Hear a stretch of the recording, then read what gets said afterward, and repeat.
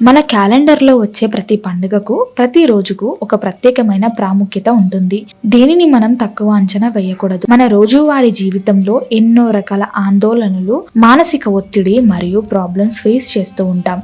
ఉదయం లేచినప్పటి నుండి రాత్రి పడుకునే వరకు ఏదో ఒక పని మీద పరిగెత్తుతూనే ఉంటాము.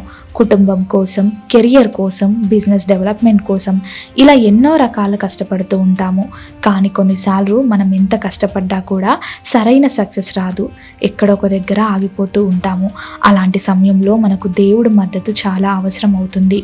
మన కష్టాలను దూరం చేసుకోవడానికి మన పెద్దవాళ్ళు ఎన్నో రకాల పూజలు, వ్రతాలు చెప్పారు. అందులో కొన్ని ప్రత్యేకమైన రోజులు ఉంటాయి. ఆ రోజులలో పూజ చేస్తే ఫలితం చాలా ఫాస్ట్గా వస్తుంది. అలాంటి ఒక అద్భుతమైన మరియు శక్తివంతమైన రోజే భౌమ చతుర్థి. సాధారణంగా మంగళవారం రోజు సుబ్రహ్మణ్య స్వామికి చాలా ఇష్టమైన రోజు అని అందరికీ తెలుసు. అలాగే చవితి తిథి వినాయకుడికి చాలా ఇష్టమైన రోజు. ఈ మంగళవారం మరియు చవితి ఒకే రోజు కలిసి వస్తే దాన్ని భౌమ చతుర్థి లేదా అంగారక చతుర్థి అని పిలుస్తారు. ఈ కాంబినేషన్ చాలా రేర్గా వస్తుంది. అందుకే ఈ రోజున మనం చేసే చిన్న పూజ అయినా సరే చాలా పెద్ద ఫలితం ఇస్తుంది. మన జీవితంలో ఉండే ఎన్నో జాతక సమస్యలు, అప్పుల బాధలను, అలాగే పెళ్లిలకు సంబంధించిన ఆటంకాలను సాల్వ్ చేసుకోవడానికి ఈ రోజు ఒక సూపర్ అవకాశం లాంటిది. ఈ భౌమ చతుర్థి రోజు ముఖ్యంగా సుబ్రహ్మణ్య స్వామికి మరియు వినాయకుడికి పూజ చేయాలి. మనం ఏ దేవుడికి పూజ స్టార్ట్ చేసినా, ఏ కొత్త పని మొదలుపెట్టినా ముందుగా వినాయకుడిని పూజించడం మన సాంప్రదాయం. కాబట్టి ఈ భౌమ చతుర్థి రోజున కూడా డైరెక్ట్గా సుబ్రహ్మణ్య స్వామి పూజ స్టార్ట్ చేయకుండా ముందుగా గణపతి పూజ చేయాలి. ఈరోజు వినాయకుడికి ఎరుపు రంగు అంటే చాలా ఇష్టం. కాబట్టి మనం వాడే ప్రతి వస్తువు ఎరుపు రంగులా ఉండేలా ప్లాన్ చేసుకోవాలి. దేవుడికి ఎర్రటి గంధం బొట్టుగా పెట్టి, అలాగే ఎర్రటి బట్టలు స్వామికి వేయాలి. పూజ కోసం ఎర్రటి గులాబీలు లేదా ఎర్రటి మందార పూలు వాడితే దేవుడు చాలా సంతోషిస్తాడు. నైవేద్యంగా వినాయకుడికి ఎంతో ఇష్టమైన చెరుకు గడ్డ పెడితే చాలా మంచిది. ఇలా ఎరుపు రంగు వస్తువులతో పూజ చేయడం వల్ల మన మైండ్ చాలా షార్ప్గా పనిచేస్తుంది. మీరు చేసే పనులలో, నిర్ణయాలలో మంచి క్లారిటీ వస్తుంది. ఎంత పెద్ద ప్రాబ్లం అన్నా సరే దాన్ని సులభంగా సాల్వ్ చేసుకునే మంచి ఐడియాస్ దేవుడు మీకు ఇస్తాడు. ముఖ్యంగా స్టూడెంట్స్కి ఎడ్యుకేషన్లో ఆటంకాలు ఉంటే, కాంపిటేటివ్ ఎగ్జామ్స్లో పాస్ అవ్వాలని టెన్షన్ పడుతూ ఉంటే ఈ పూజ చాలా హెల్ప్ అవుతుంది. అలాగే కొంతమంది ఫారెన్ వెళ్ళడానికి వీసా కోసం పదే పదే ట్రై చేస్తూ ఉంటారు. ఎన్నిసార్లు అప్లై చేసినా ఏదో ఒక చిన్న రీజన్తో వీసా రిజెక్ట్ అవుతూ ఉంటుంది. అలాంటి వాళ్ళు ఏమాత్రం నిరుత్సాహపడకుండా ఈ భౌమ చతుర్థి రోజు వినాయకుడిని నేను చెప్పిన విధంగా ఎర్రటి వస్తువులతో భక్తిగా పూజిస్తే మీ వీసా ప్రాబ్లమ్స్ అన్నీ క్లియర్ అవుతాయి. మీకు ఫారెన్ వెళ్ళే ఛాన్స్ గ్యారంటీగా వస్తుంది. జాబ్ ఇంటర్వ్యూకి వెళ్ళే వాళ్ళు కూడా ఈ దేవుణ్ణి తలుచుకొని వెళ్తే సక్సెస్ మీ సొంతం అవుతుంది. ఉద్యోగం సాధిస్తారు. ఇక మన సమాజంలో చాలామంది బాగా టెన్షన్ పడే ఇంకొక పెద్ద ప్రాబ్లం మ్యారేజ్ లేట్ అవ్వడం. దీనికి మెయిన్ రీజన్ కుజదోషం అని పండితులు చెప్తుంటారు. కుజదోషం వల్ల ఎవరికైతే పెళ్ళి బాగా లేట్ అవుతుందో వాళ్ళు ఈ భౌమ చతుర్థి రోజు స్పెషల్ పూజ చేస్తే మ్యారేజ్ ప్రాబ్లమ్స్ అన్ని క్లియర్ అయ్యి త్వరగా పెళ్లి అవుతుంది. మంచి లైఫ్ పార్ట్నర్ దొరుకుతారు. ఈ కుజదోషం పోవడానికి, అలాగే మ్యారేజ్ త్వరగా అవ్వడానికి ఇంట్లో సింపుల్గా పూజ ఎలా చేసుకోవాలో ఇప్పుడు క్లియర్గా చూద్దాం. ముందుగా ఇల్లంతా శుభ్రం చేసుకోవాలి. మీ ఇంట్లో తూర్పు మరియు ఉత్తరం కలిసే కార్నర్లో ఉంటే ఈశాన్య మూలలో ఒక చిన్న చెక్క పీట వేయాలి. ఆ పీట మీద ఒక కొత్త ఎర్రటి క్లాత్ పరచాలి. ఆ క్లాత్ పైన కొద్దిగా కందులు పోయాలి. ఆ కందుల మీద ఒక రాగి చెంబు పెట్టాలి.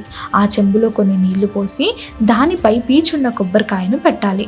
ఆ కొబ్బరికాయకు కూడా ఒక ఎర్రటి బట్టను కప్పాలి. ఇది చూడడానికి ఒక కలశం లాగా ఉంటుంది. ఆ తర్వాత ఆ కలశం పక్కనే సుబ్రహ్మణ్య స్వామికి గుర్తుగా ఒక చిన్న శూలం కానీ, లేదా ఒక చిన్న విగ్రహం కానీ, లేదా దేవుడి ఫోటో కానీ పెట్టి స్వామిని అందులో ఆహ్వానించాలి. ఇలా అంతా సెట్ చేసుకున్న తర్వాత దేవుడికి స్వచ్ఛమైన నీళ్లతో, పాలు, పెరుగు, తేనె లాంటి పంచామృతాలతో అభిషేకం చేయాలి. ఆ తర్వాత దేవుడికి మంచి అగరబత్తులు వెలిగించి ధూపం వేయాలి.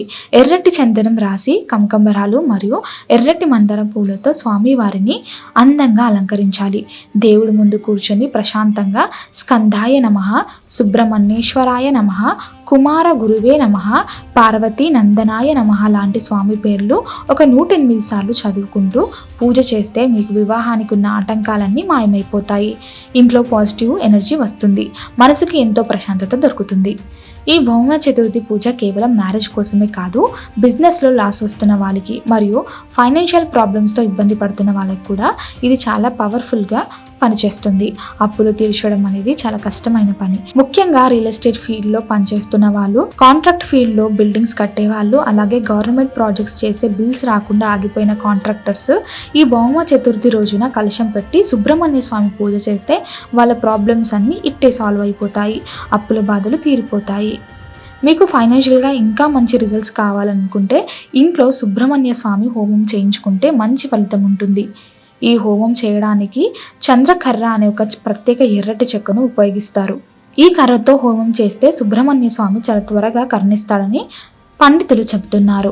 ఈ హోమం వల్ల ఏళ్ల తరబడి ఆగిపోయిన మీ లావాదేవీలన్నీ కంప్లీట్ అవుతాయి. సగంలో ఆగిపోయిన కాంట్రాక్ట్ పనులు మళ్ళీ స్పీడ్గా మొదలై పూర్తయిపోతాయి. కస్టమర్స్ పెరిగి బిజినెస్లో మంచి ప్రాఫిట్స్ వస్తాయి.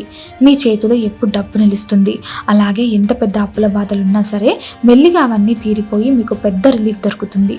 అంతేకాకుండా ఎవరైనా ఇంట్లో ఎప్పటి నుంచో అనారోగ్యంతో బాధపడుతూ ఉంటే, హాస్పిటల్స్ చుట్టూ తిరిగి విసిగిపోయి ఉంటే వాళ్ళకు కూడా హెల్త్ ప్రాబ్లమ్స్ క్యూర్ అవుతాయి. దేవుడి దయ వల్ల మెడిసిన్స్ కరెక్ట్గా పనిచేసి త్వరగా రికవరీ అవుతారు. ఈరోజు దేవుడికి పూజ చేయడంతో పాటు ఉపవాసం చేయడం కూడా చాలా మంచిది.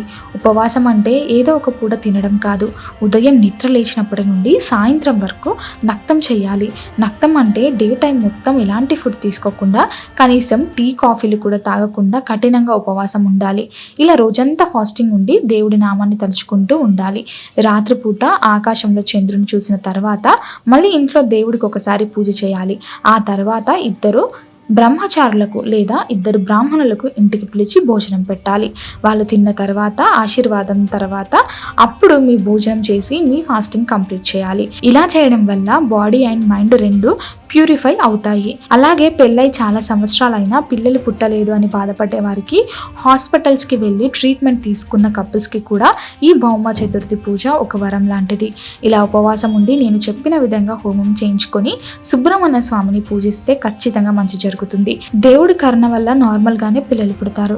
కొంతమందికి అయితే కవల పిల్లలు కూడా పుట్టే ఛాన్స్ ఉంది.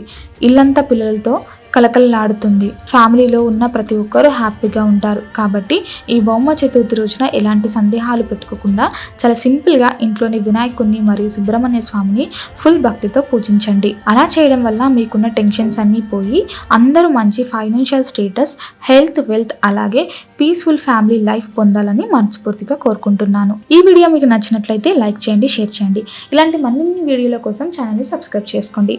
అలాగే బెల్ ఐకాన్ని నొక్కండి. దీని ద్వారా నేను చేసే ప్రతి వీడియో నోటిఫికేషన్ రూపంలో మీ వద్దకు చేరుతుంది. సర్వేజన సుఖినో భవంతు.